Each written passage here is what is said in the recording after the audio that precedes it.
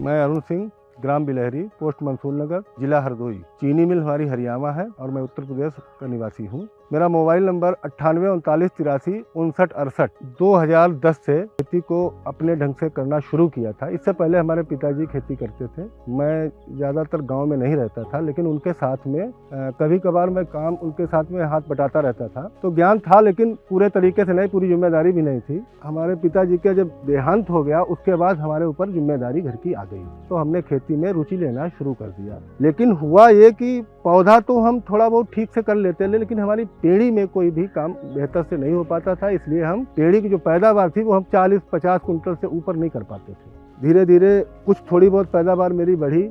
चीनी मिल के अधिकारी जब मुलाकात हुई तो उन्होंने हमको प्रेरणा दी कि पेड़ी जो है निश्चित तौर पर पौधे से ज़्यादा होती है, और उनकी बात का भरोसा करते हुए हमने निश्चय ले लिया कि हमें पेड़ी में पौधे से ज़्यादा हमें ईल्ड निकालनी है। तो शुरुआत हमने वहाँ से करी। एक तो फरवरी से स्टार्टिंग की मैंने कटवाने के लिए गन्ने का, और प्लाट था बड़ा, तो हमने एक साइड से कटाना शुरू किया। तो जितना मेरा गन्ना कट जाता था, लगभग हमने 1 एकड़ कटवा दिया। 1 एकड़ कटवाने के बाद हमारी क्रसिंग दूसरी साइड में चलती रहती थी, लेकिन कटे हुए गन्ने में हमारा जो पेड़ी का मैनेजमेंट है वो वहाँ से शुरू हो जाता था। पेड़ी के लिए जो लेबर और कास्ट वो बहुत ज़्यादा आती थी, जिससे लोग नहीं कर पाते थे। तो चीनी मिल ने एक रेटून मैनेजमेंट डिवाइस को तैयार कराया, और वो सबसे पहले मेरे प्लाट में शुरुआत हुई। तो डेमो के रूप में उसमें शुरुआत हुई। तो मुझे पहले तो ये लगा कि ये तो उसने सब पूरा खोद के किनारे कर दिया, इसमें कैसे टिल्लिंग आएगी, जिसमें पीछे एक बैग में खाद का टैंक भी बना था, उसमें संतुलित हमने खादें भी डाली थी। लेकिन उसके बाद जब वो डिवाइस चलने के बाद जब थोड़ा टेम्परेचर बढ़ा,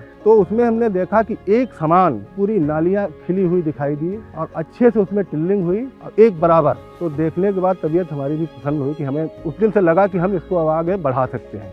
उस डिवाइस का सबसे बड़ा हमने सोचा भी ये ऐसा हुआ क्यों, तो एक तो उसकी खाद जो थी बिल्कुल सटीक जगह पे पड़ी, और एक बराबर उसमें कटिंग हो गई, उसके जो ठूठे बड़े थे, और नालियों में जो घास खरपतवार था उसमें भी मिट्टी चढ़ गई। तो वो डिवाइस एक सक्सेस हुई। तो उसमें हमारी टिल्लिंग होने के बाद फिर हमने उसमें समय समय पर पानी, और जहाँ पर गैप फिलिंग की बात थी, जहाँ पर गैपिंग थी, वो भी हमको दिख गई, तो वो हमने फिल कर दिया। छोटे टुकड़ों को आगे वाला अगोला लेकर के, वो जल्दी तैयार हो जाता है। तो वो सारी फिलिंग करने के बाद समय समय पर उसमें खाद और पानी और छोटी मोटी और भी निराइयाँ, दवाइयाँ, साथ में स्प्रे में हम लोग श्रीराम साथी, और ज़रूरत पड़ने पर अगर कीट है तो कीटनाशक और फंगीसाइड का भी उसमें उपयोग हम लोग करते रहे। हर पानी पर यूरिया थोड़ी सी और माइक्रो न्यूट्रिएंट्स। तो लास्ट तक हम लोगों ने उसको करीब 5-6 बार स्प्रे किया। उसके बीच में जब हमारी पूरी टिल्लिंग तैयार हो गई तो हमने मिट्टी चढ़ाना शुरू किया, क्योंकि गन्ना बढ़ने के बाद गिरने की संभावना ज़्यादा थी। ये पहले भी हम लोगों ने देखा था। तो पहली मिट्टी चढ़ाई, उसके बाद में जो गन्ना बढ़ता गया फिर दूसरी मिट्टी हमने चढ़ाई। साथ में समय को देखते हुए कि जैसे जैसे गन्ना बढ़ा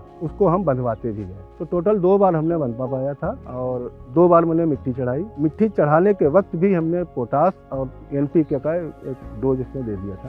पौधे के बीच में जो छिड़काव किए उसमें एक बार हमने ट्राइकोडर्मा का भी इस्तेमाल किया, क्योंकि रेड राट का प्रकोप उस समय इस वैरायटी में ज़्यादा ही आ रहा था, तो उससे भी हम लोगों ने बचा लिया उसको। लेकिन जब देखा कि जस्ट उसी प्लाट में हमारे जो पौधा गन्ना था और उसी प्लाट में दूसरी साइड में पेड़ी गन्ना था, पौधे से 1.5 गुना बेहतर हमारी पेड़ी की मिल रही।